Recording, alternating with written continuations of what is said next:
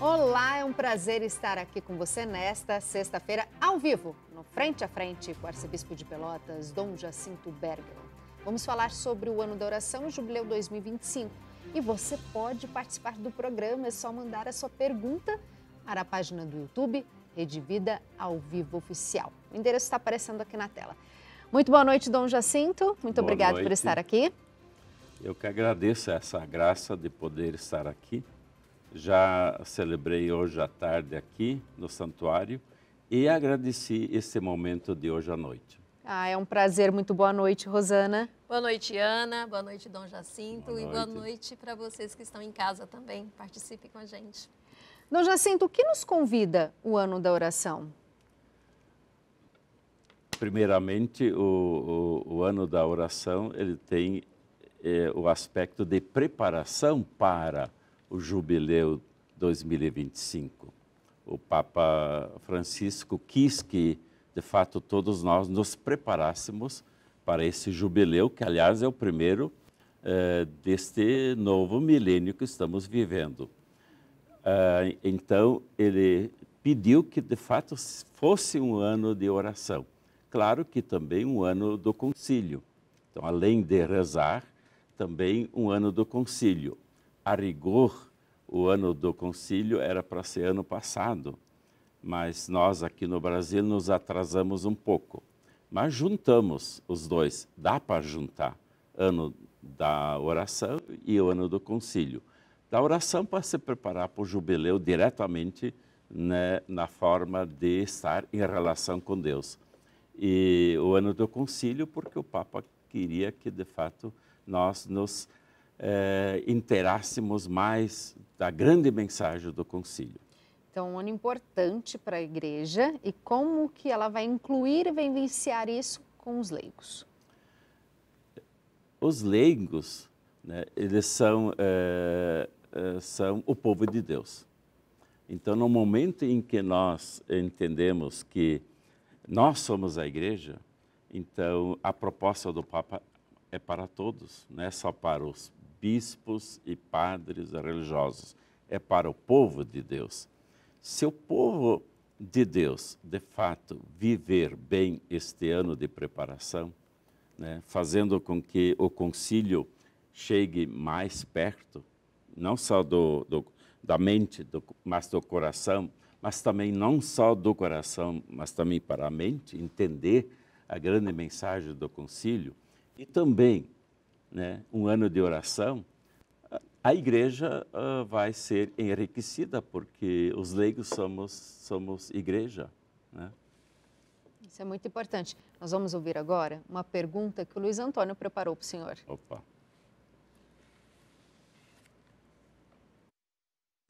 Paz e bem. Senhor arcebispo, a saudação muito fraternal.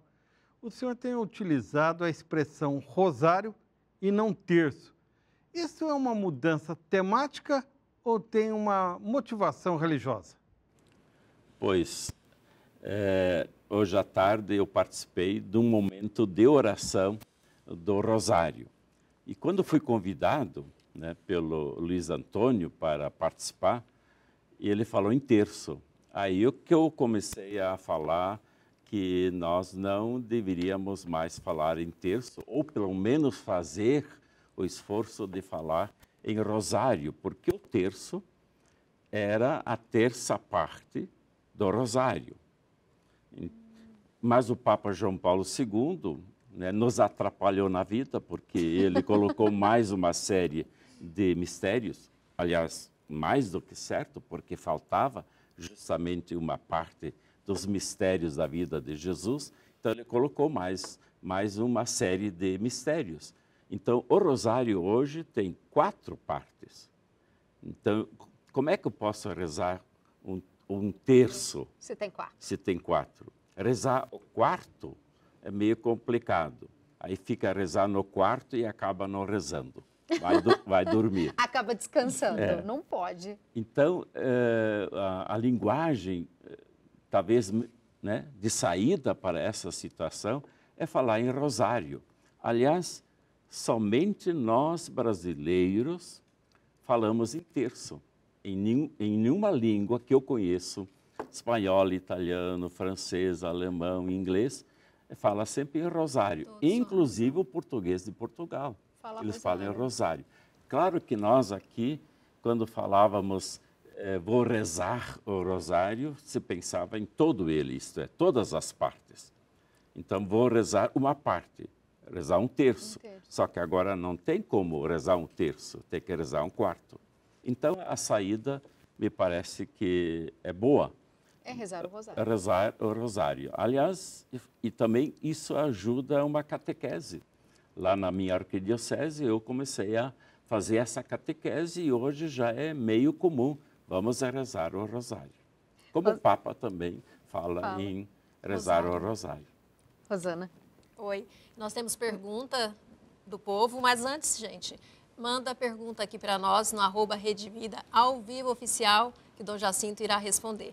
Vamos chamar então o Marcos Duarte, que ele tem uma pergunta para o senhor. Dom Jacinto, eu sou o Marcos. Qual o poder da oração? Por que devemos orar?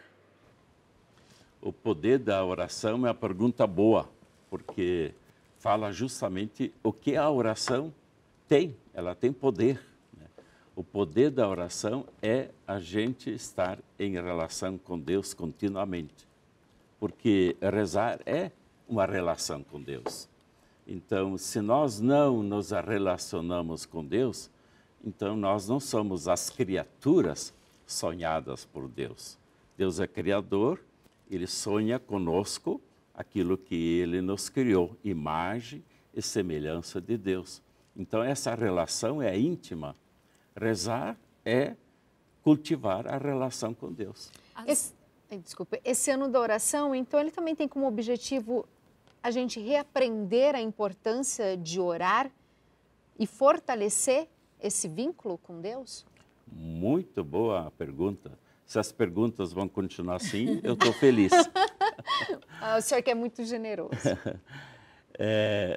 Nós não aprendemos a rezar ainda como deveríamos. Aliás, talvez temos que aprender até o final da vida. Mas a oração, ela é eminentemente essa relação. Interessante, quando nós falamos em oração, logo pensamos em pedir. Faz parte da relação pedir, mas não só. Faz parte também chorar, faz parte xingar, faz parte chorar, já falei, ou até brigar. Os salmistas, na Bíblia, tem salmos em que o salmista xinga a Deus, porque essa era a forma de se relacionar com Deus quando o salmista estava não numa boa. Né? A oração é fazer com que a nossa vida se torne relação com Deus. E já que falei do salmista, a melhor escola de aprender a rezar são os salmos. Quando a gente faz oração cantando, a gente ora 2 vezes? É o popular, né? E tem razão, porque os salmos, novamente voltando para os salmos são orações cantadas. Tem algum que o senhor destaca aqui para quem está assistindo a gente, que está com dúvida, mas como eu posso orar, como eu posso chegar e aprender? Que salmo que o senhor destaca? Quais salmos o senhor destaca? Começa com o primeiro. O Salmo 1, dos 150 salmos, ele, na concepção hebraica, significa o prólogo. O prólogo é como nós entendemos também, é a introdução a um assunto. No caso, é a introdução dos 150 salmos, ou então chamado saltério. E o prólogo, na concepção hebraica, não só é a introdução, é também apresentar a síntese de tudo aquilo que segue, Então, o Salmo 1, ele já reza toda a revelação de Deus, ou então toda a nossa relação com Deus. O Salmo 1 é uma maravilha, porque ele é curto, mas muito conciso naquilo que se é colocado diante de Deus, porque oração é colocar-se diante de Deus, entrar em relacionamento com Deus, assim como somos. para rezar, nós não devemos fazer teatro. Eu estou triste, eu rezo minha tristeza. É como se fosse um psicólogo. Como que ele estivesse ali para ouvir. Eu achei muito interessante o senhor falar. O senhor está triste, você está com raiva, você pode xingar, porque muitas vezes a gente se prepara como um teatro. Ai, que tem que ficar como se a gente não pudesse chegar perto e ser como próximo. se Deus não nos conhecesse. Se eu estou triste, te relaciona com Deus como triste. Jesus no alto da cruz, ou até antes, no Horto das Oliveiras, o que ele rezou? Suando sangue, lutando para entender a vontade do Pai. Pai, afasta de mim esse cálice, mas faça-se a tua vontade. Depois, no alto da cruz, ele rezou um salmo. Meu Deus, por que me abandonaste? É um salmo. Eli, Eli, lama sabachthani, em hebraico, né? Então, é isso que ele estava rezando, se relacionando a Deus, pensando que Deus o tivesse abandonado. Mas, ao mesmo tempo, ele disse também, Pai, nas tuas mãos entrego o meu espírito. Não estou entendendo nada, se queres salvar a humanidade, Pai, nas tuas mãos entrego o meu espírito. Que oração maravilhosa! Isso é relacionar-se com Deus. É muito forte. O senhor citou sobre a catequese na Arquidiocese de Pelotas. Como que é esse trabalho? Como o senhor consegue cativar e fazer a presença da criança na igreja e explicar para ela a importância da oração ao longo de sua vida?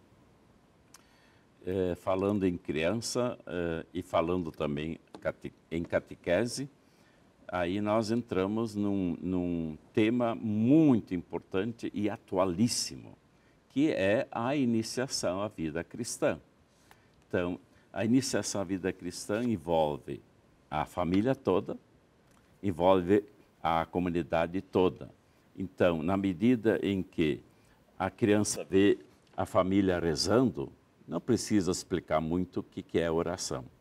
Na medida que também a criança, participando da comunidade, vê que se reza dessa forma, então ela aprende a rezar quase que automaticamente. A iniciação à vida cristã, aquilo que se fazia no início da igreja, era realmente uma iniciação à vida cristã, onde a oração fazia parte, né? A oração é justamente depois que eu me encontrei com Cristo, Cristo foi anunciado a mim, então eu preciso falar com Ele. E a criança vai falar com Jesus do jeito dela e com muito mais sinceridade do que nós. Já começa ali de uma forma natural, né, para elas. Jesus, eu estou brabo com o pai, eu estou brabo com a mãe, me ajude a tirar essa brabeza. Pronto, qual é a oração mais bonita? Com a sinceridade que só elas têm. Ela está se relacionando com Deus. Porque a oração é relacionar-se com Deus. As palavras, os gestos, enfim, as expressões são secundárias, né? O importante é se relacionar com Deus. Tem pergunta, Rosana? Nós temos aqui a participação da Raíssa. A Raíssa está falando que é um orgulho para ela ter o Dom Jacinto, que é da cidade dela, aqui no Frente a Frente, ao vivo. A Raíssa Marques. Raíssa, que bom, que bom. E temos também aqui a Dona Reis, está mandando boa noite. Francisco Legório, sempre aprendendo muito com Dom Jacinto. E a pergunta é da Vanessa Grinaldi. Boa noite. Como é a nomeação de um bispo? Pode falar não ao Papa, Dom Jacinto? É da Vanessa Grinaldi. Poder até pode, mas não é bom. Toda nomeação ela é resultado de um processo, né? O presbítero é indicado, né, para o ministério, se abre um processo, né? Muitas pessoas são consultadas, se tem, de fato, aptidões, mas também, né, toda a sua entrega a Deus e à igreja. E depois de tudo isso, aí o Papa, então, né, através da anunciatura e da congregação para o clero, recebe o nome da pessoa e nomeia. E aí que a pessoa, né, o caso, o presbítero, é comunicado. O Papa lhe nomeou para isso, né? bispo tal lugar. E aí, normalmente, o núncio apostólico em cada país tem uma frase que é meio comum a todos nós, né? Para o Papa não se diz não. Já que perguntou pelo não, né? Para o Papa não se diz não, significa para um chamado, né, de Deus através da igreja, para o serviço da igreja, realmente me parece que a gente tem que olhar com muito carinho e responder. Não que a gente tenha, né, as qualidades totais para o exercício do ministério, mas Deus dá força para a gente exercer o ministério. O senhor falou do Papa, já que veio a pergunta do Papa, a gente está conversando aqui nos bastidores. Parece que o senhor leva um presente sempre que o senhor encontra o Papa e esse presente faz um sucesso. O senhor não pode chegar a Roma sem esse presente. Conta essa história para gente. Com alegria. Com alegria. A primeira vez que eu me encontrei com o Papa Francisco foi na Jornada Mundial da Juventude no Rio. E me apresentei como arcebispo de Pelotas e ele respondeu na hora que ele conhecia Pelotas, tinha estado em Pelotas, porque tinha também familiares estudando lá, então ele como padre jesuíta foi visitar os sobrinhos algumas vezes e ele então me contando isso. Claro que eu brinquei com ele, que ele então voltasse como Papa agora e ficasse em Pelotas. O problema é que o castelhano, né, o espanhol falado aqui na América Latina, tem essa significação da expressão em Pelotas. Em Pelotas, infelizmente, significa uma pessoa sem vestido, né? E aí ele disse assim, eu em Pelotas, no. Né? O senhor ficou numa situação complicada ali. E depois, claro, que eu fiquei sabendo que ele gostava muito de erva mate. E aí, numa próxima, depois daquela primeiro encontro, eu levei 1 quilo de erva mate para ele ficou muito feliz. Quando eu mostrei que eu tinha trazido a erva mate, ele disse na hora assim, finalmente se lembraram de mim. E na visita de Límina, eu voltei a levar 1 quilo de erva mate para ele. Os meus colegas bispos do regional, meio brincando comigo, achando estranho que eu levasse uma erva mate para o Papa, e eu fiquei quieto. Depois das 2 horas de encontro com o Papa começa o seu agradecimento. Eu quero agradecer esse encontro, mas eu quero começar agradecendo a erva mate. Atos singelos. Aí eu ganhei, né, moral diante dos colegas. É que o Papa realmente, né, gosta de erva mate do Brasil. Erva mate do Brasil e de atos de coração. O Papa também é desse jeito. E com esse exemplo do Papa, com esse encontro do Papa, a gente vai para um breve intervalo. Mas você não sai daí, já aproveita para mandar a sua pergunta para a gente aqui, para o Dom Jacinto. Até daqui a pouquinho.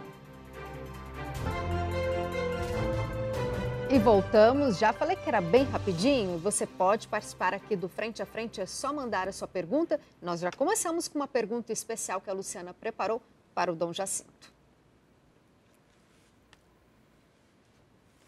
Olá, boa noite, Dom Jacinto. O Papa Francisco colocou a inteligência artificial como tema do Dia Mundial das Comunicações Sociais.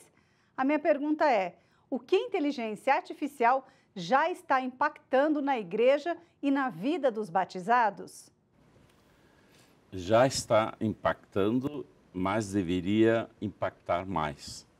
É a realidade que nós temos daqui para frente e nós precisamos saber administrar mais esse elemento novo, que a ciência também nos oferece, mas sempre nós temos que ter essa clareza. Tudo ajuda se nós queremos evangelizar, que é a nossa missão. E querer evangelizar é coisa nossa. Por que não aproveitar os meios que a ciência nos dá? Então, impactar no bom sentido, que bom. Então, vamos aproveitar também a inteligência artificial para evangelizar melhor. Temos que aprender, mas por que não? Já aprendemos tanta coisa. Tem que saber usar as ferramentas, direcionar para o que quer ser feito com a ferramenta, Dom Jacinto. Jesus fazia assim. Ele usava muitas parábolas, porque é assim que o povo entendia a mensagem do reino e aproveitava também toda a sua caminhada itinerante para chegar a mais pessoas. Hoje nós temos que achar, né, os caminhos itinerantes que são os meios de comunicação social, os meios virtuais, inteligência artificial. Deus nos deu inteligência para quê? Para aproveitarmos para o bem. Tem várias perguntas aí, Rosana. Sim.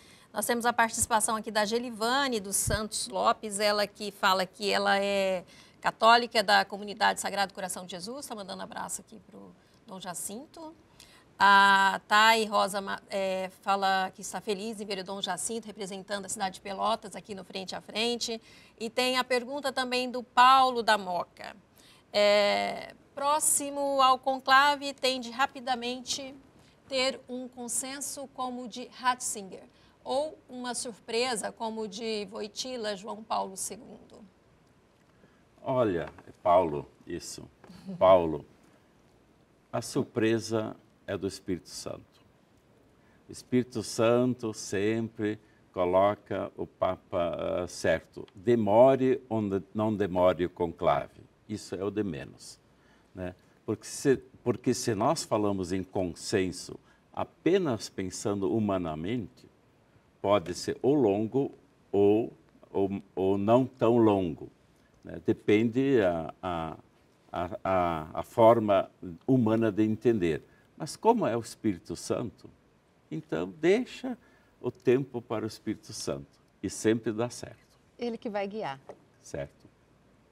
Perguntas, Rosana? Temos sim. A Thay Rosa, ela pergunta para o Dom Jacinto como a catequese pode ser adaptada para alcançar e engajar os jovens de maneira mais eficaz. Claro que nós precisamos uma linguagem para a geração nova e aprender essa linguagem. Agora, a iniciação à vida cristã, ela envolve a família, criança, jovem e adulto. Então, dentro da família, dentro da comunidade, num processo de iniciação à vida cristã, com inspiração catecumenal, como se fazia no tempo da igreja primitiva, isso também atinge o jovem. Agora, em relação à linguagem com o jovem, ou então o trabalho com o jovem, e propor ao jovem Jesus Cristo como o grande caminho, a verdade, a vida, o Papa Francisco também tem uma resposta extraordinária. Na visita ad limina, eu tive a oportunidade de fazer uma pergunta a ele, e eu fiz essa pergunta.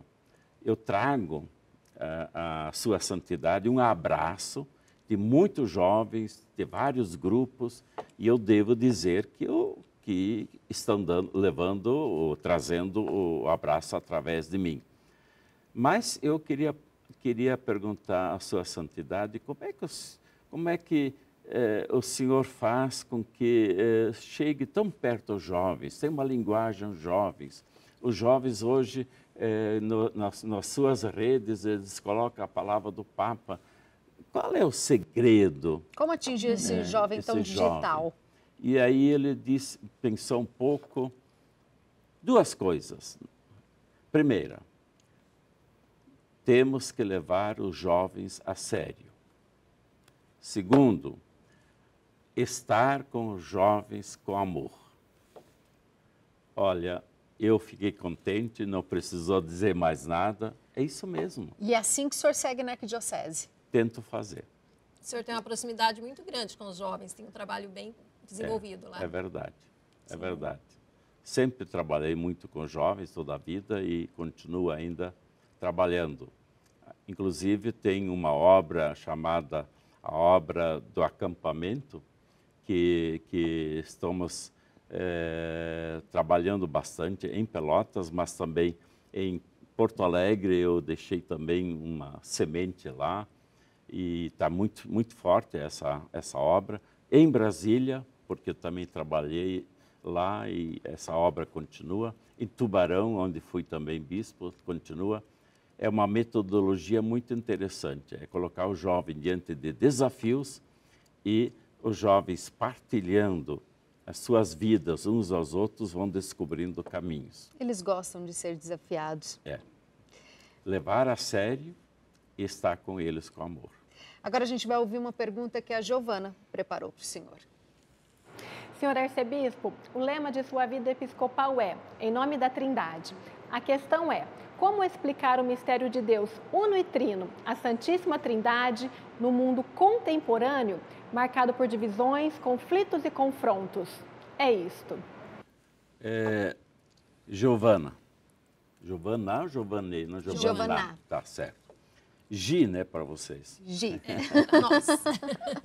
Giovana, eu acho que o ponto de partida não deve ser, em primeiro lugar, explicar a Trindade.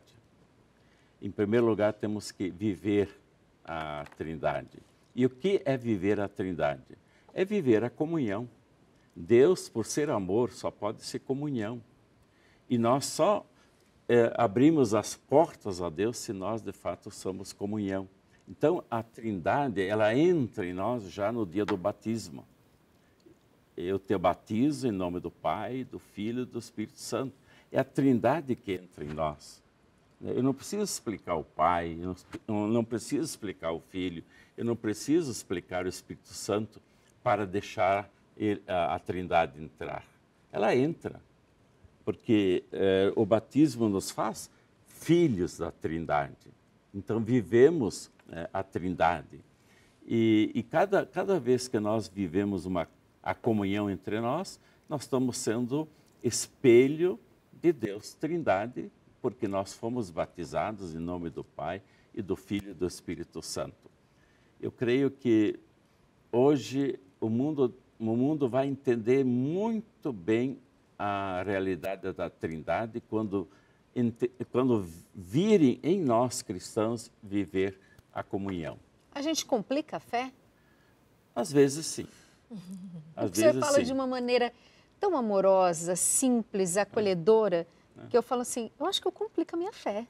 Porque Deus é Deus, Deus nos fez imagem e semelhança dele, Ele é Trindade, Ele se ama, Pai ama o Filho, Filho ama o Pai, esse amor é o Espírito. Então, esse Deus está em nós, se nós vivemos o amor, então a religião não é complicada, a religião é uma alegria.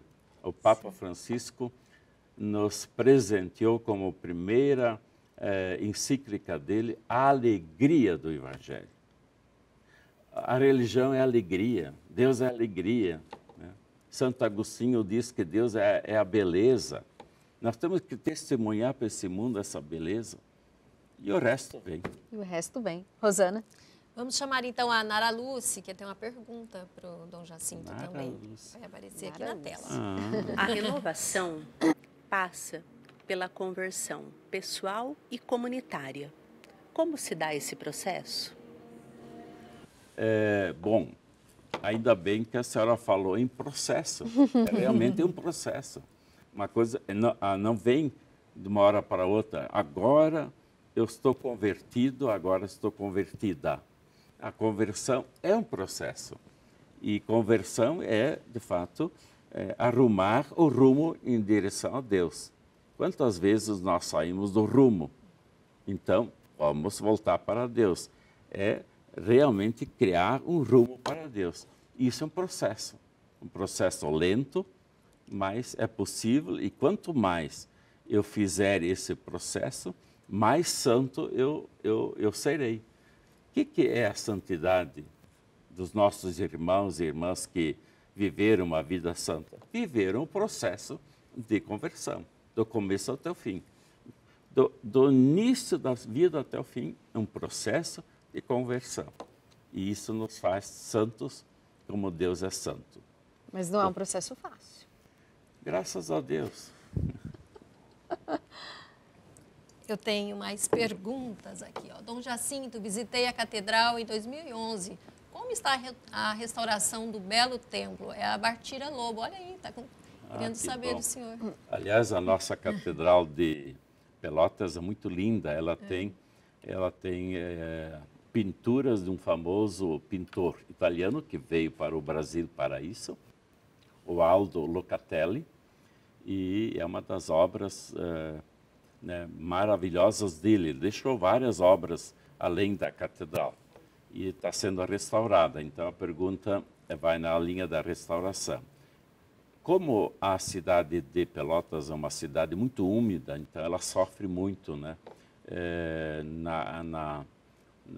Na parte da arquitetura em geral, todas as casas, enfim, edifícios que tem. E aí entra também a catedral, mas ela está sendo restaurada assim, custa bastante porque é um patrimônio, né, estadual, mas vamos chegar lá e vamos reformá-la e a catedral é do povo lá, não posso mexer a catedral sem mexer com o povo.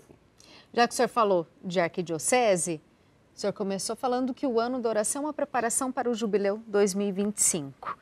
Que esse jubileu, ele vai ser dividido cada mês, vai ter uma temática e uma vivência. Como que a arquidiocese vai se preparar? Como o senhor pretende vivenciar em plenitude com os leigos esse jubileu? Nós, primeiramente, vamos assim dar um acento muito grande na questão do concílio. Então, nós dividimos o ano de 2024 em 8 meses. Então, cada 2 meses nós vamos estudar uma Constituição. São 4 Constituições. E isso nós vamos fazer em todas as instâncias possíveis. Movimentos pastorais, também aí comunidades, paróquias, com roteiros. Então, vamos realmente estudar o Concílio Vaticano II para entendermos essa grande mensagem do Concílio Vaticano II. E, paralelamente, então, no final de cada 2 meses, nós vamos fazer um grande encontro de oração sobre sobre a Constituição que vamos estudar. Então, vão ser 4 grandes encontros abertos de oração, de peregrinação. A criatividade vai ter que funcionar. Rosana?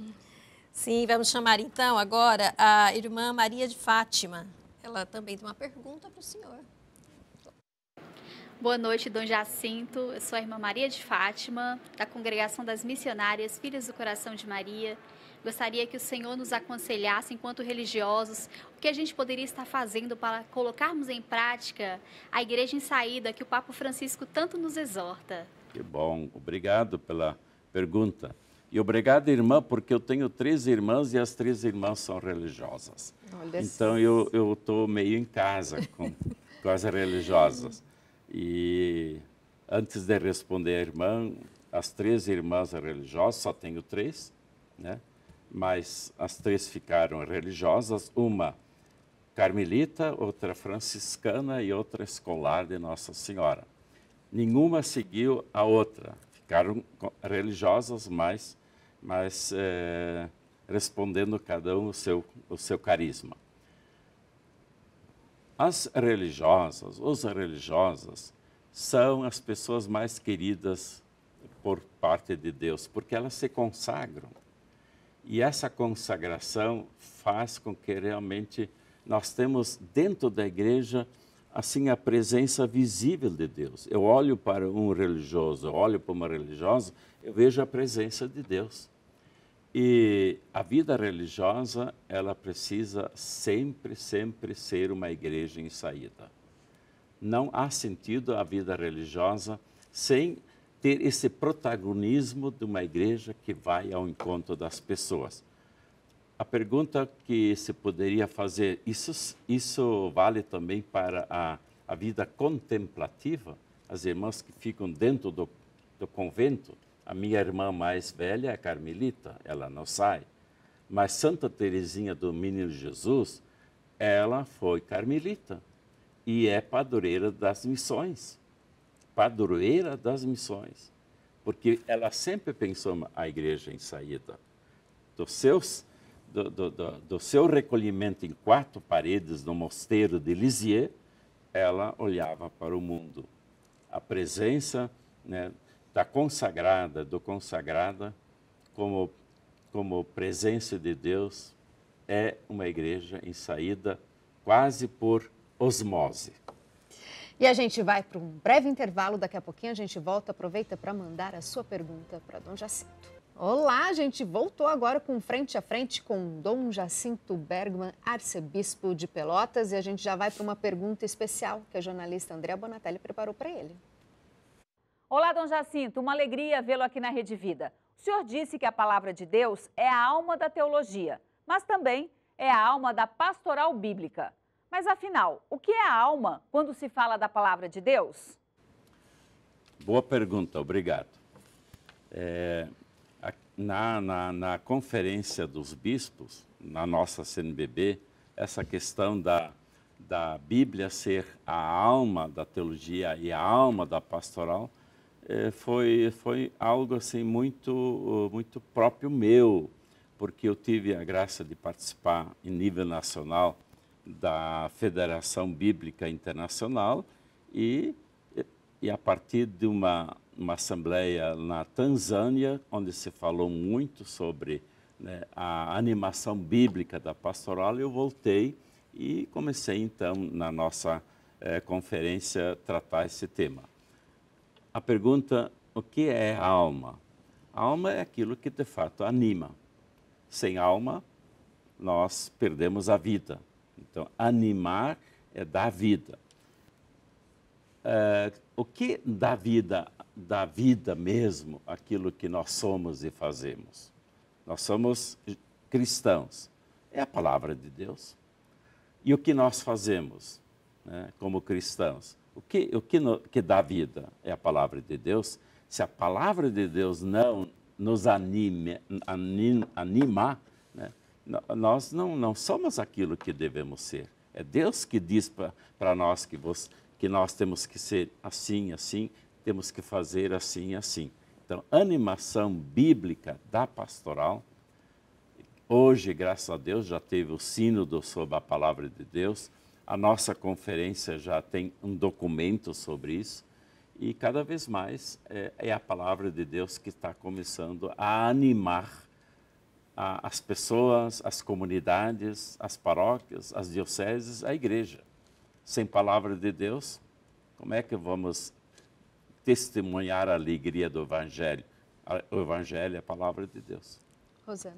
E temos perguntas. Qual a receita na crise econômica e na pandemia para deixar a diocese com as contas no azul? Vera Lúcia de São Paulo está preocupada. Vera Lúcia, agora eu vou ter que brincar. Deixar as contas no azul é torcer pelo Grêmio. Agora o senhor ficou feliz. Bom, a parte financeira é um problema, né, na nossa igreja, pelo Brasil afora, né? Muitas vezes nós temos uma ideia de que a parte financeira é um grande problema, especialmente no norte do nosso país, é verdade, nordeste, é verdade, mas nós, no sul, especialmente essa região que está ligada ao país Uruguai, é uma região pobre, então a questão financeira não é fácil. Porque o dinheiro que nós recebemos como igreja, a igreja somos nós, é a igreja nossa, é o dinheiro nosso, né? O dinheiro não cai do céu, ele vem de nós que somos cristãos. Então, o dinheiro sempre é um problema. Se o cristão, né, passa dificuldade, a igreja passa dificuldade, claro. E, claro, também a questão um pouco de consciência. Muitas vezes temos que trabalhar a consciência das pessoas que, para Deus, nós também temos que ter sempre uma atenção especial, né? Eu brinco. Acho que a brincadeira, às vezes, ajuda. Sempre. Lá em Pelotas, nós temos, né, 2 times, o Pelotas e o Brasil. Então, e acontece o famoso Brapel, né? Brasil, Pel de Pelotas. Aí o povo mais pobre vai para o jogo e gasta lá os seus 30 reais para participar do jogo. É difícil para alguns? É difícil.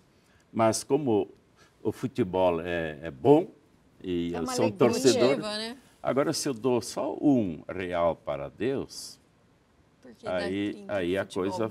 O futebol é muito mais importante que Deus. A gente tem que equilibrar tudo. Então, a gente tem que criar uma certa consciência de que, para Deus, nós precisamos também ser generosos.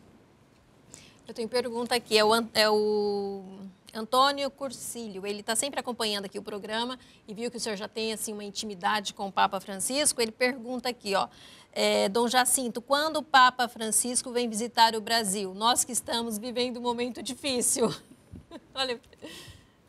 Olha, quanto a Antônio, quanto à intimidade, não sei se eu tenho intimidade com ele ou ele comigo por causa de Pelotas, que eu já falei antes, né? Sim. Então, há uma ligação e criou-se, de fato, uma certa relação fácil, né? Quando ele me enxerga, ele já logo liga, né? O Papa vir para o Brasil, bom, ele já veio, né? E fez um bem enorme. Nas condições atuais do Papa, vai ser difícil a gente pensar ainda uma viagem longa, né? Porque se percebe que ele cada vez mais está fragilizado, né? A vinda do Papa ao Brasil ajuda, mas eu acho que nós deveríamos apostar em nós mesmos. Como brasileiros, nós temos jeito de melhorar esse Brasil. E nós cristãos, vamos colocar Cristo nesse nosso Brasil que vai dar certo. A gente tem uma pergunta da Natália Trotti, lá do Rio de Janeiro, outra parte do país, para o senhor. Arcebispo Natália Trotti, eu sou repórter da Rede Vida aqui no Rio de Janeiro. Como a igreja deve trabalhar a temática da pastoral urbana nos grandes centros brasileiros, fixando os principais desafios contemporâneos?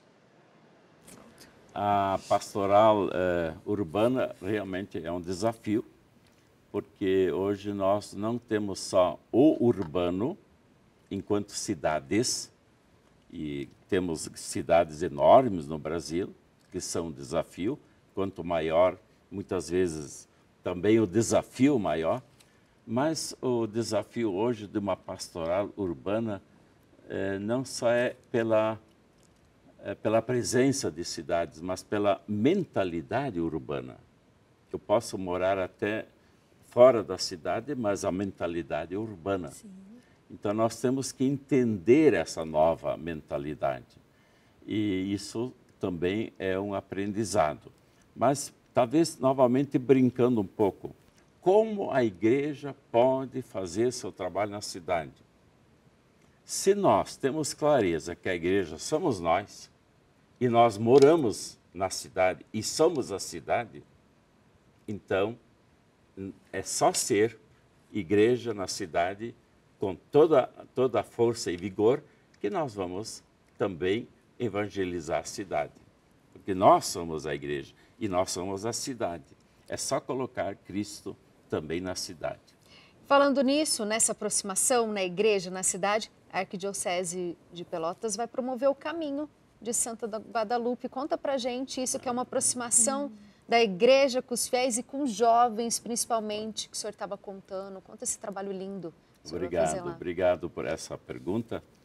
Comentamos antes do programa que aconteceu o ano vocacional nacional, o 3º ano, né?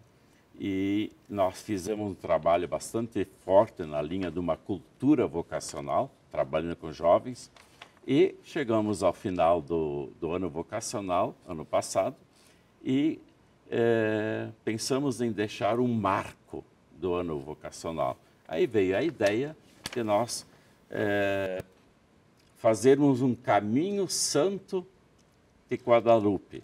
Nosso santuário ele está dedicado a Nossa Senhora de Guadalupe e já temos um bom tempo de de romaria dos jovens para Guadalupe. Então já há um caminho entre Pelotas e o santuário que dista de Pelotas uns 28 quilômetros, assim, passando por comunidades.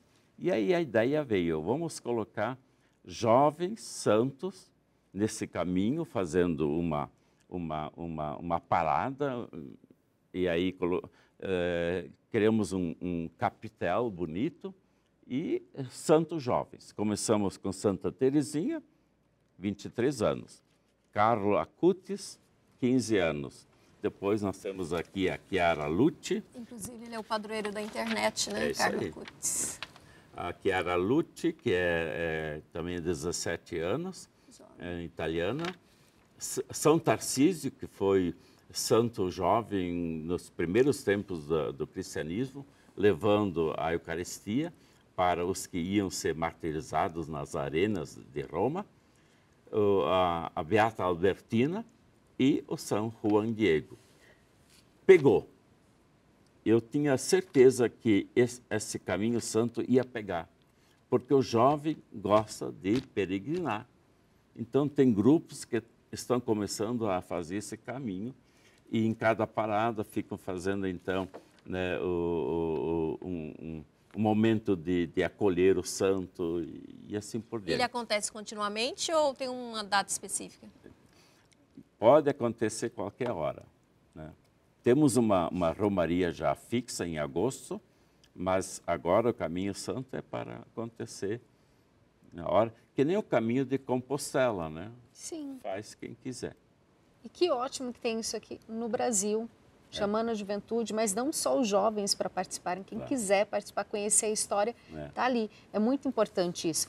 Me despertou uma curiosidade. O senhor contou aqui para a gente que o senhor tem 3 irmãs que são religiosas. São em 7 na sua família. Da onde vem essa vocação, esse chamado, esse amor? Conta um pouco dessa história para a gente.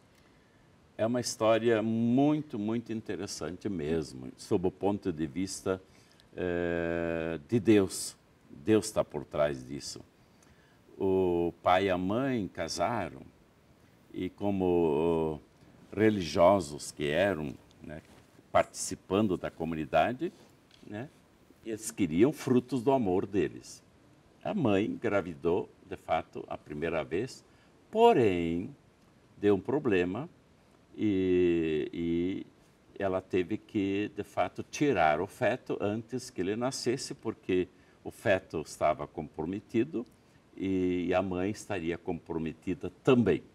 Estou falando em termos muito simples, sem usar os termos médicos. Mas o médico disse que ela não fosse engravidar de novo, porque sempre seria assim. Em outras palavras, não teriam filhos. Aí o pai e a mãe, um homem e uma mulher de muita fé, foram fazer uma romaria de Porto Alegre até a região missioneira do Rio Grande do Sul, que dá uns 500 quilômetros. Lá houve o martírio dos mártires rio-grandenses, tempo das missões. Foram lá e fizeram essa promessa. Nós não vamos escutar o que o médico falou, nós vamos continuar tentando ter nossos filhos, e se Deus nos der filhos, vamos entregar todos a Deus. A mãe teve 7 filhos, só a 4ª filha, ela teve, assim, ajuda do médico no hospital, não chegou nem a ser uma cesárea. Mas os outros normais, 3 mulheres, 4 homens. As 3 mulheres ficaram religiosas. Dos 4 homens, o mais velho casou e o mais novo casou.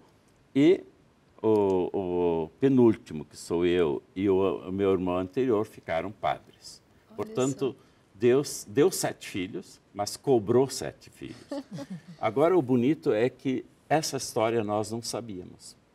O pai e a mãe tiveram a capacidade pedagógica e de fé de deixar cada um seguir seu caminho. E cada um seguiu. As irmãs foram para congregações diferentes. Nós 2 fomos para o seminário da diocese. os dois casaram, o mais velho, mas não, tranquilo. Sempre uma alegria muito enorme dos pais. Meu irmão mais novo casou antes de mim e, portanto, eu fui o último a me formar.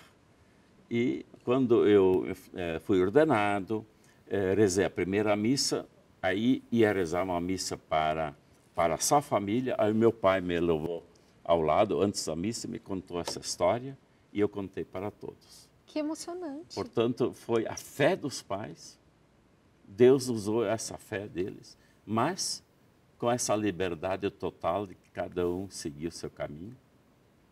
E o que pode fazer uma fé, né, de um homem e de uma mulher? É o poder da oração. É o poder da oração. Abrimos falando do poder da oração e o Senhor é o exemplo, seus pais foram um exemplo do poder dessa oração, dessa fé genuína e simples que o Senhor tanto ensinou aqui para a gente hoje. Que bom. Deus seja louvado. Deus seja louvado. A gente está terminando. Deixa um recado para o povo de Deus, pessoal da Arquidiocese que assistiu a gente, todo mundo que acompanhou esse programa tão maravilhoso que o Senhor permitiu para a gente aqui nessa sexta-feira à noite. Bom, penso que um recado importante para os tempos que nós estamos vivendo, também aqui no nosso Brasil, é nós não perdermos a esperança. O Papa Francisco também, volta e meia, diz: não nos deixem roubar a esperança. E, tendo esperança, nós vamos ter a alegria do Evangelho. O mundo de hoje precisa da alegria do Evangelho. O mundo de hoje está carente de Deus, mas um Deus que seja um Deus do belo, da felicidade, da alegria, da paz, sem ser ingênuo. Os problemas existem, mas Deus é maior. Que lindo. Muito obrigada, Rosana. Obrigada, Ana. Obrigada, Dom Jacinto. Que não percamos a esperança nunca, né? Muito obrigada, Dom Jacinto. Seus ensinamentos vão ficar para sempre ecoando aqui com a gente. Muito obrigada mesmo. Um bom retorno para o senhor, para Pelotas, e um bom caminho pastoral. Tá certo. Obrigado. Eu agradeço a todo mundo que participou nessa sexta-feira à noite com a gente. Sexta-feira que vem a gente tem um novo encontro a partir das 10 horas da noite aqui, ao vivo na Rede Vida. Obrigada a toda a equipe da Rede Vida. Até mais, uma boa noite. Tchau, tchau.